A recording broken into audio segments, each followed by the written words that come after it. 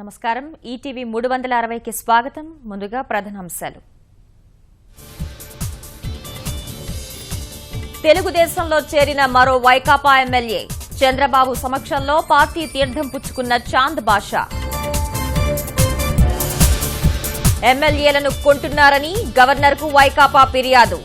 అవినీతి సొమ్మును వెదజల్లుతున్నారని జగన్ ఆరోపణ. రాష్ట్ర వ్యాప్తంగా ఈటీవీ ఈనాడు అవగాహన సదస్సులు.